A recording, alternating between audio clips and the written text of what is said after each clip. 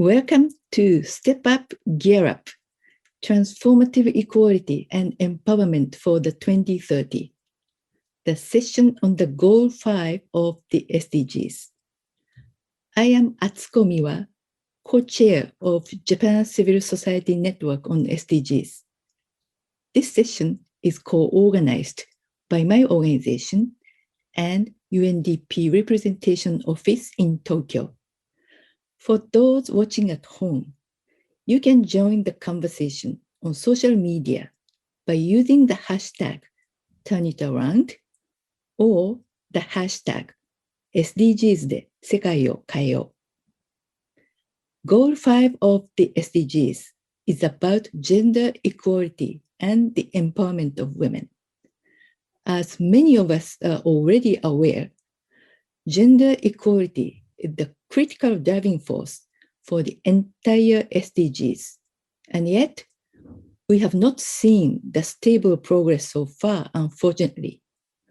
What is alarming for the Goal 5 now is that there have been reports from many parts of the world that the achievement of the Goal 5 has been badly affected by the pandemic. That is a reason why we have to step up and gear up.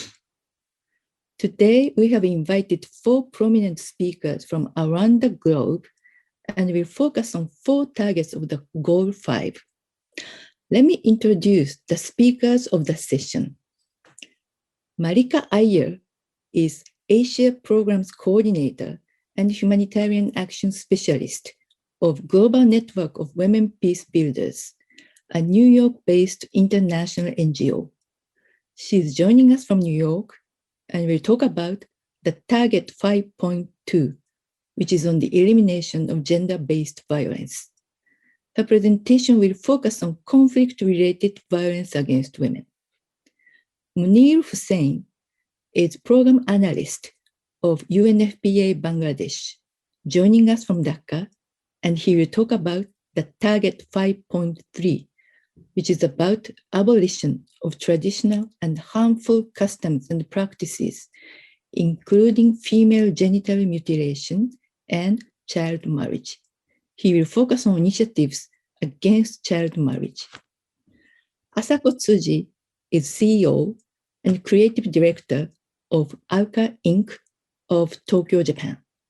She will talk about the Target 5.5, which is about women's leadership and their equal participation in decision-making of every arena of society. She will talk about the importance of raising voices. Tomoko Fukuda is Regional Director of International Planned Parenthood Federation, known as IPPF, in East and Southeast Asia and Oceania region. She's joining us from Kuala Lumpur of Malaysia, and we'll talk about the Target 5.6, which is about sexual and reproductive health and rights. The session consists of 2 parts, the first on the past and present, and the second on the future, which will be followed by the interactive dialogue. So let's start. The first speaker is Marika. Marika, you have the floor.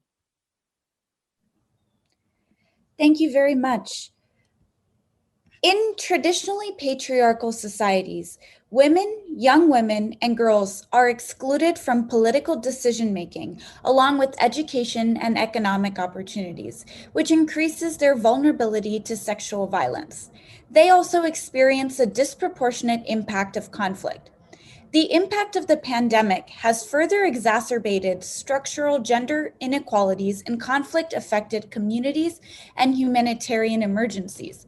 For example, travel and mobility restrictions have severely inhibited the delivery of essential services and humanitarian aid to vulnerable groups, including women, young women, and adolescent girls. To end violence against women and girls in conflict settings, we must invest in gender-responsive peace processes, post-conflict resolution, political decision-making, efforts to prevent violent extremism, and humanitarian action. To achieve this, women's leadership and meaningful participation in decision-making on peace and security is critical. Women are often stereotyped as victims of conflict without agency. Thus, they remain overlooked, marginalized, and excluded from political decision-making and peace processes. Nevertheless, women throughout history have defied stereotypes as peace builders and agents of change, from Northern Ireland to Colombia to Liberia. In the Philippines, young women peace builders that we at the Global Network of Women Peace Builders work with significantly contributed to the peaceful transition to the Bangsamoro Autonomous Region of Muslim Mindanao after 5 decades of conflict by encouraging local ownership and support for Bangsamoro organic law, and therefore the peace process. The ratification of Bangsamoro organic law, which established the new Bangsamoro government, occurred after votes were cast in plebiscites in Mindanao in January and February 2019. Before the plebiscites, there was a distinct lack of awareness of the importance of Bangsamoro organic law by community members. To facilitate nonpartisan electoral education ahead of the plebiscites, local young women in Mindanao organized community dialogues to raise awareness of the components of Bangsamoro organic law, particularly its gender-sensitive provisions. As a result, over 1,500 young people pledged to vote responsibly in the plebiscites and raise awareness amongst their local communities to encourage other young voters to do the same. Local ownership of the Bangsamoro organic law in the Bangsamoro Autonomous Region of Muslim Mindanao, led by youth, is crucial to an effective and successful peace process. Similarly, during the COVID-19 pandemic, women peace builders have quickly mobilized as frontline responders to the pandemic in conflict-affected communities, often bridging gaps in government relief programs to meet the urgent needs of marginalized groups in their communities. For example, local women's groups in Cauca and Tolima, Colombia, distributed 10,000 face masks, condoms, and pregnancy tests to vulnerable and displaced women and girls since the start of the COVID-19 pandemic. In South Sudan, women's groups are fighting disinformation on the pandemic and the fragile peace process by disseminating information in local languages in markets in Jumba. Their feminist emergency response mitigated the negative impacts of the pandemic on women and girls while continuing essential work for conflict prevention and resolution. To conclude, efforts to effectively prevent and respond to violence against women, young women, and girls in conflict settings must center around women's meaningful participation and leadership in peace processes. When women participate in peace processes, they ensure that they are inclusive, gender sensitive, sustainable, and implemented at the local level. We need to ensure that when we strive for inclusion, it extends to all, especially people with disabilities, Indigenous women, young women, refugees and internally displaced persons, and gender nonconforming and LGBTQIA+ people, and that their roles go beyond being observers or advisors to really being key influencers and co-decision makers. Thank you. Thank you, Marika. And the next speaker is Munir. So Munir, please go ahead. Thank you very much, Atsuko Miwa. As you were saying that about the traditional harmful practices, and you all know that globally there are a number of harmful traditional practices are prevalent, and in this part of the world, South Asia, and especially in Bangladesh, we are facing child marriage as the traditional harmful practice.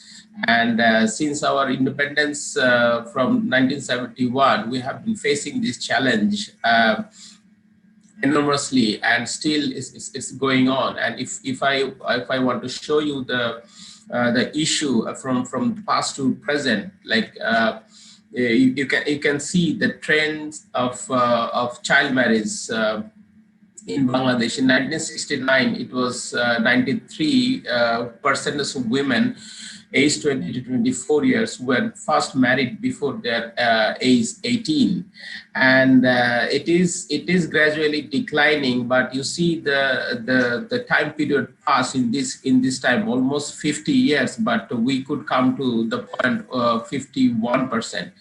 And this is the latest data from Bangladesh. The 51% of women aged 20 to 24 years get married before their 18th birthday. And this is a huge challenge for Bangladesh. And you know, the mean age of marriage in Bangladesh is 15.7, which is a slight higher than 14.5 like 10 years back. And I mean, despite of effort, a lot of effort from different parts of the country, from the stakeholders, from the government, we are still lagging behind the target we set for the country development, also the SDG targets. And if you see the percentage of 2024 who were first married before age 15 and 18 by residence, wealth, content, and education, ethnicity, you will find very interesting that the poverty comes, to play a big role in this issue. When we see the richest is 38% and poorest is 63%, almost half, that means poverty plays a big role here. And if you see also the education, 67% who are non or primary education, but higher than secondary education is 23%, is also 1/3 decline due to higher education. So these two things like poverty and education plays a very important role for these harmful practices in Bangladesh. And also there are differences in rural urban, but that is not that much significant. And also ethnicity, it's very close. And so these are the factors that we consider for child marriage. And if you see in the globe, in this region and globally, the child marriage situation in Bangladesh is highest in South Asia. You see, globally, it is also one of the highest. Niger is the highest, 76, whereas Bangladesh is 51. And this shows the issue here in Bangladesh, the child marriage issue. So because of the child marriage, 113 adolescents are having this fertility rate in Bangladesh, and this is also coming as a significant challenge for the country development. And I would like to conclude here saying that this harmful traditional practice is actually pulling Bangladesh towards the opposite direction in the development pathway. Thank you. Over to Suko. Thank you very much, Munir. We could understand the situation of child marriage in Bangladesh with a very comprehensive data from you.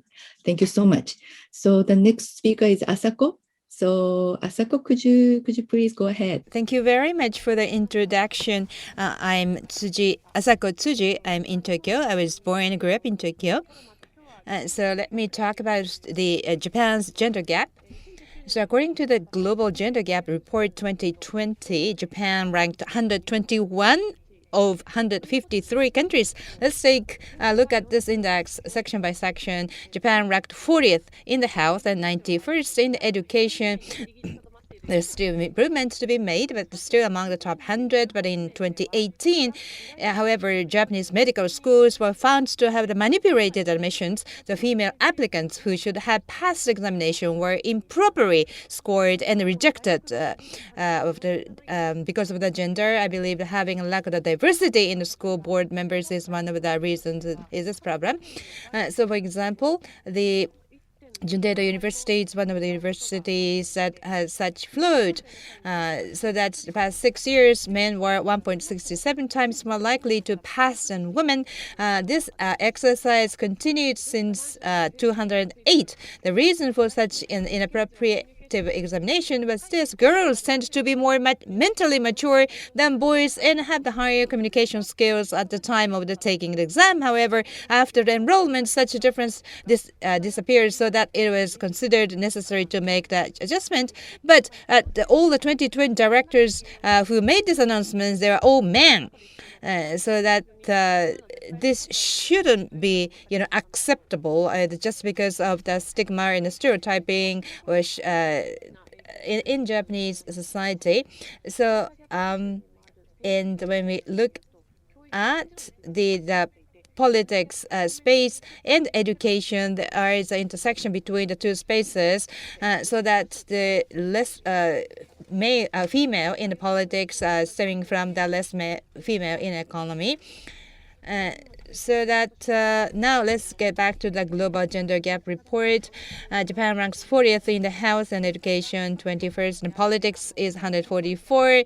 I'm shocked by the numbers, but Japan is also the country where we watch and listen to politicians. Inauguration of the cabinet consists mostly of men.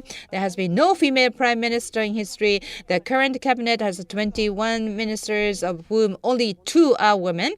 One of them resigned from the post of the minister to note the fairness of the politics, because she was appointed as a successor to the chairman of the Tokyo Olympics, who made discriminatory comments on women, and he resigned. And the percentage of the female congressmen, Japan is 166. It's a dead last among the G20, so that 25 years ago, that in 1995, that ratio is 11.3%, and Japan's number was 10.2%. So that the Japanese number had not been achieved, that the world average in the 1995. So that 25 years ago is the year I was born. So that the tax increase on the sanitary napkins, selective surnames for the married couples, they are all decided by the male politicians.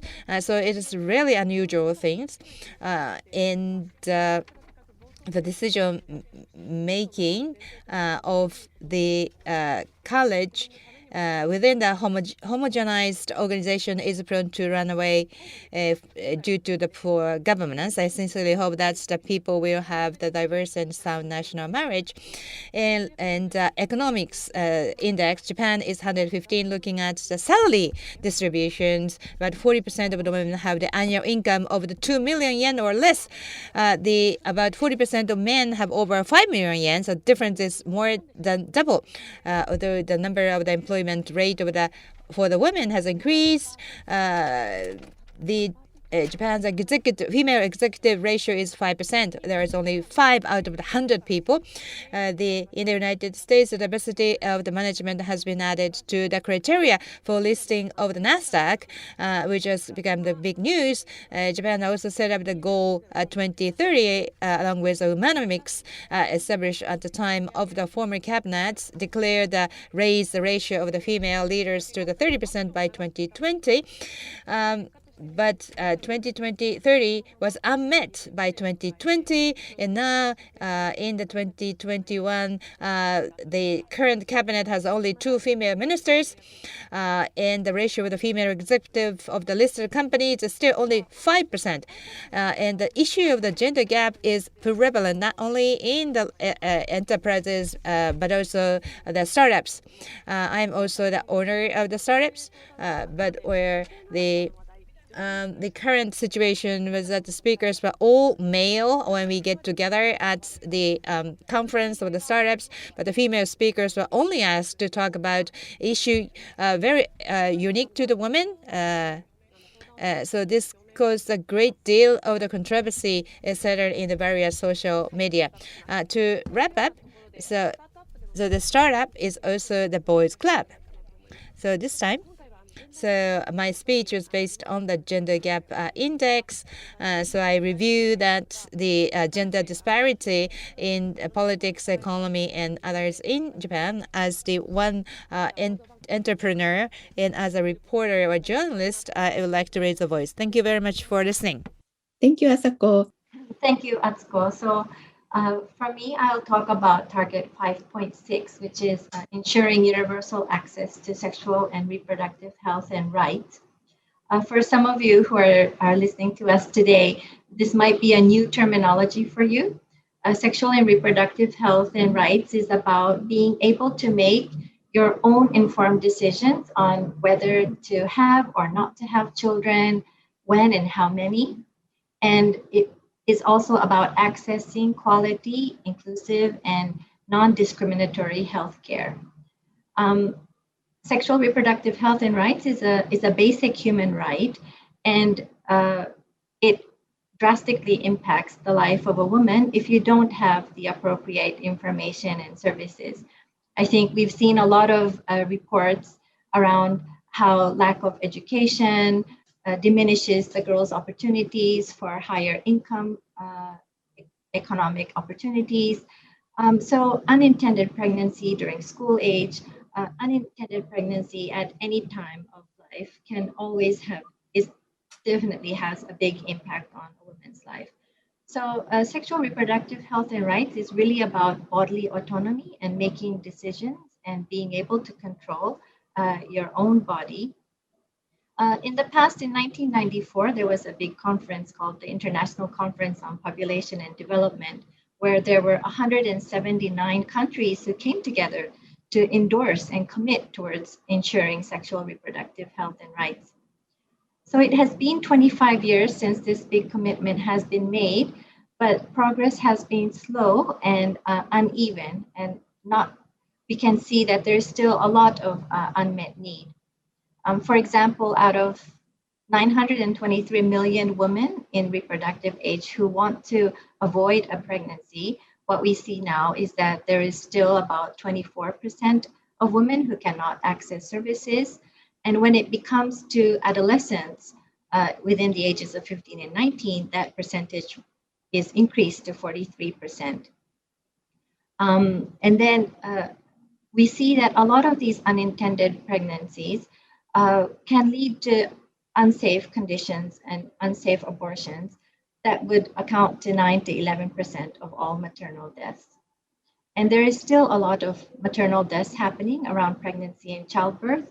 There was 295,000 deaths in 2017, which if you calculate it by day, it is still 810 deaths a day. That is how much women or girls are dying around the world related with pregnancy and childbirth. So this is definitely still an area where there is great need, and especially for vulnerable groups, for those who are poor, marginalized, for example, internally displaced persons, people with disabilities, communities that were already disprivileged or disadvantaged to begin with. They will have definitely a greater difficulty in accessing information and services.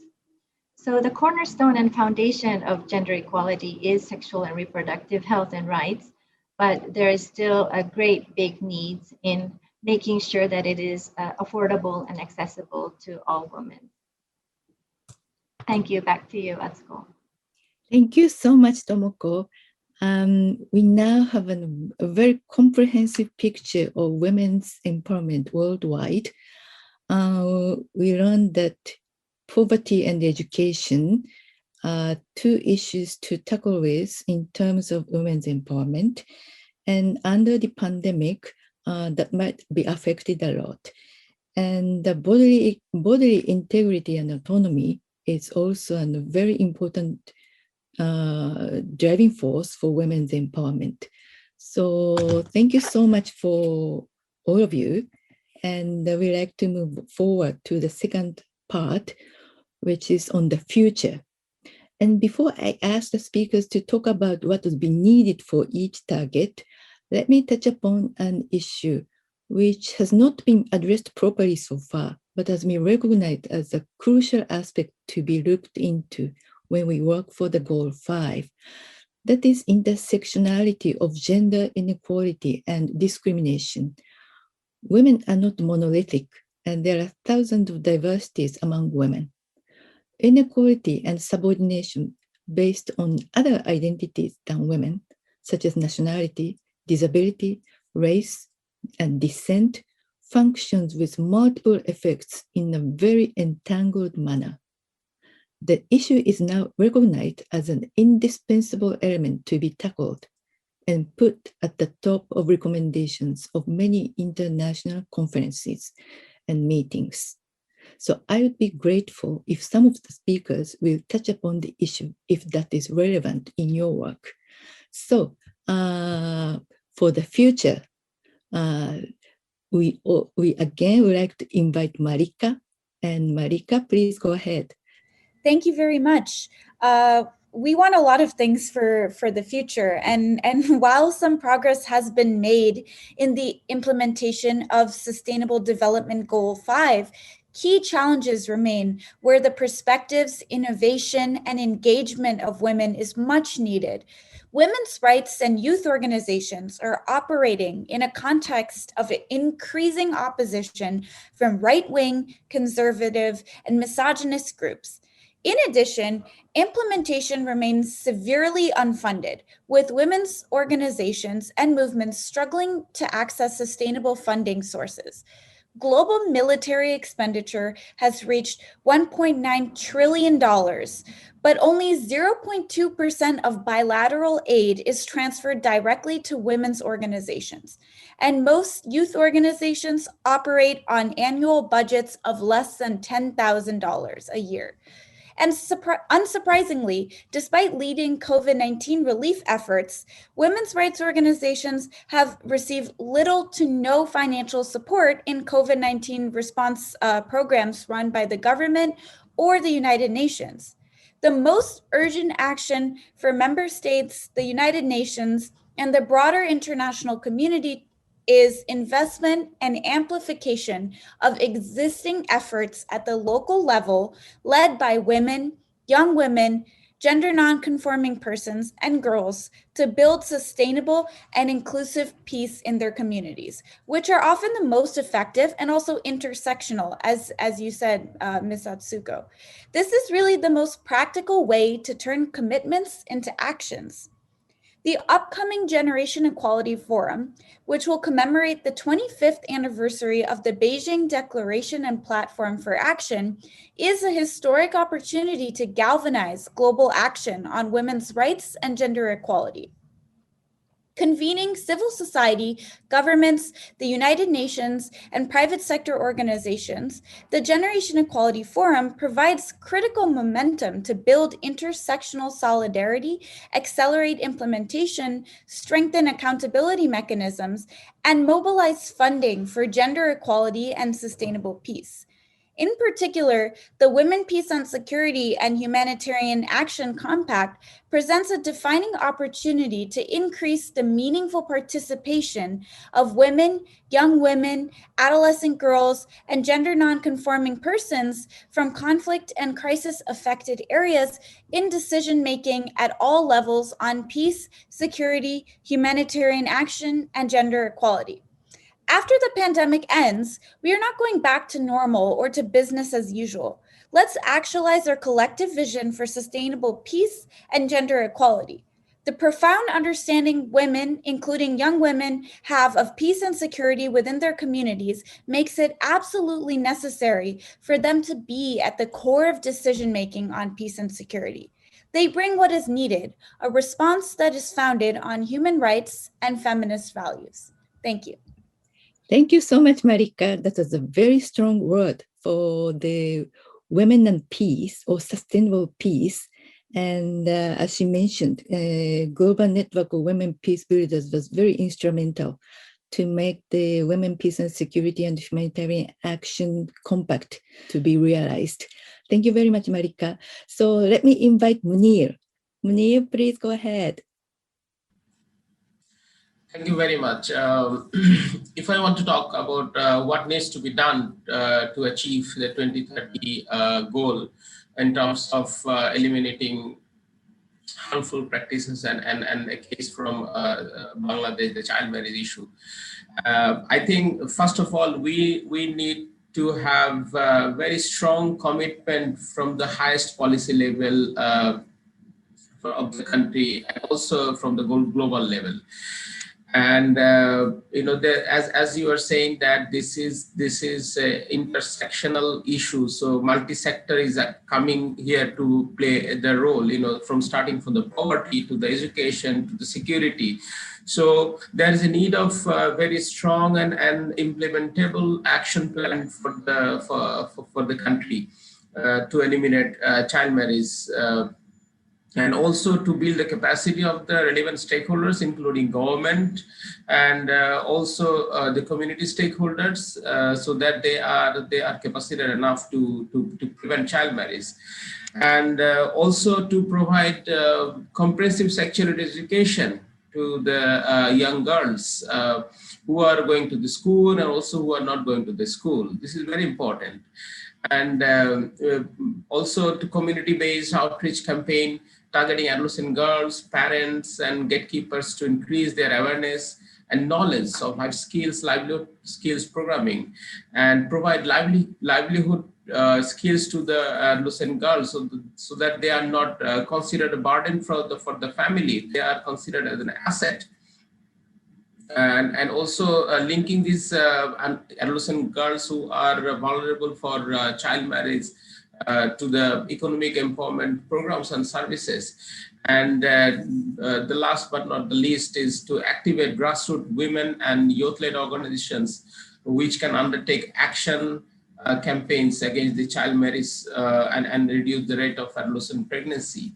I think these are the actions are really critical to eliminate child marriage from the countries like Bangladesh, I think. Thank you very much.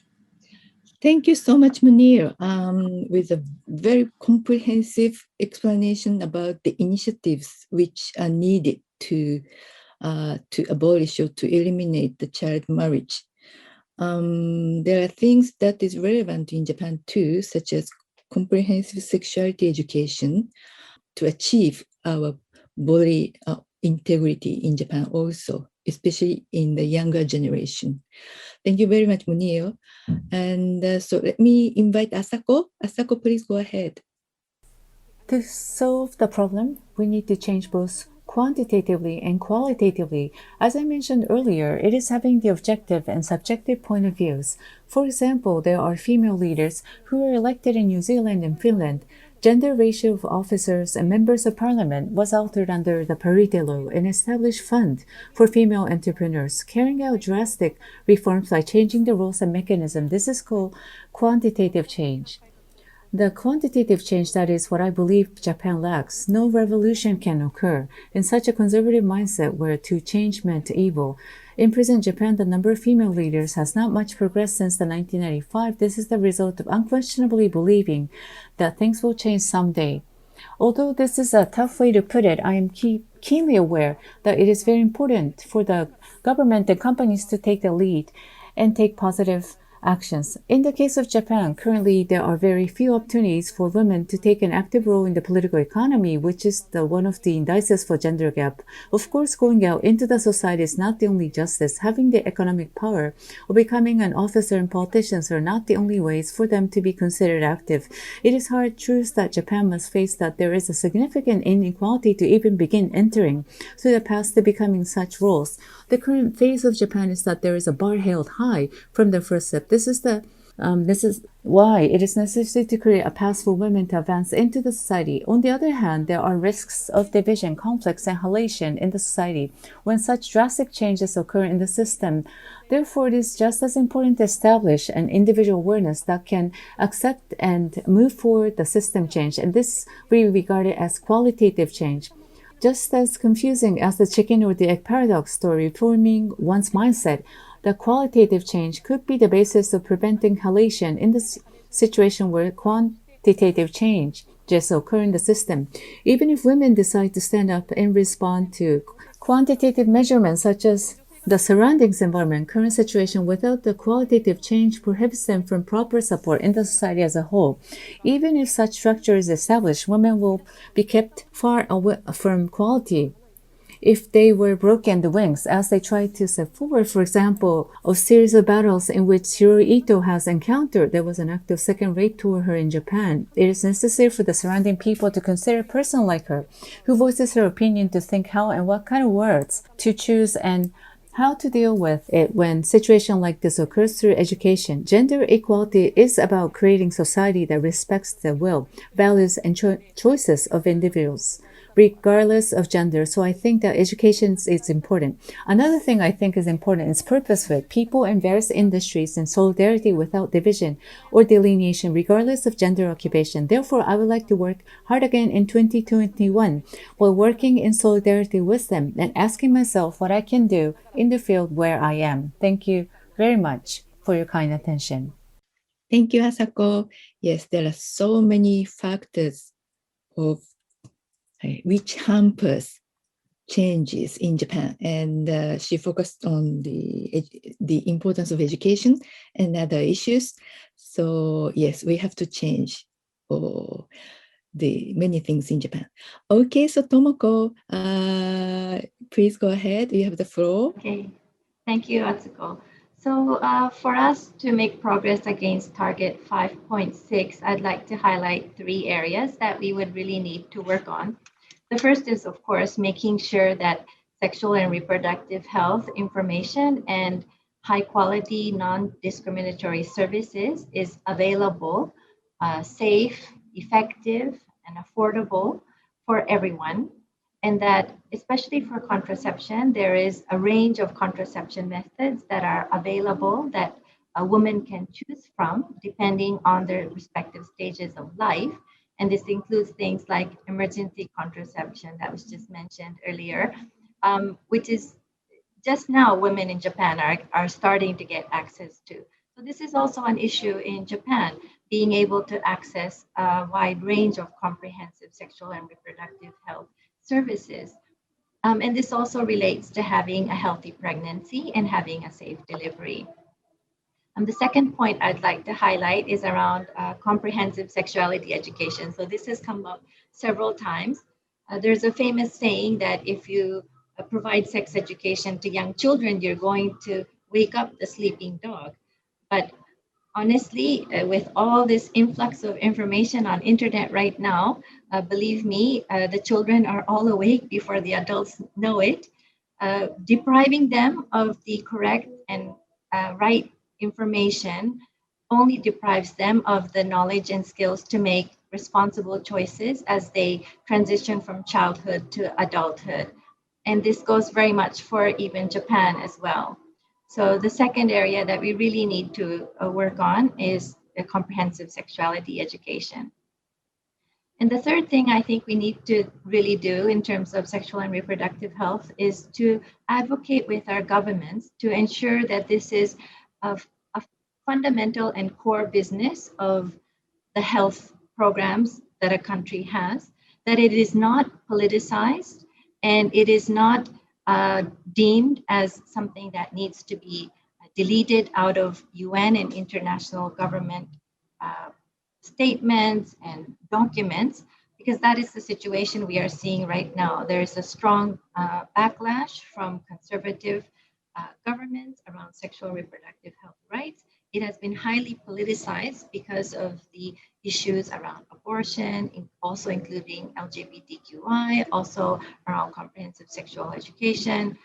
But by politicizing sexual and reproductive health and rights, you are denying the access women should be able to have to affordable and quality sexual and reproductive health services.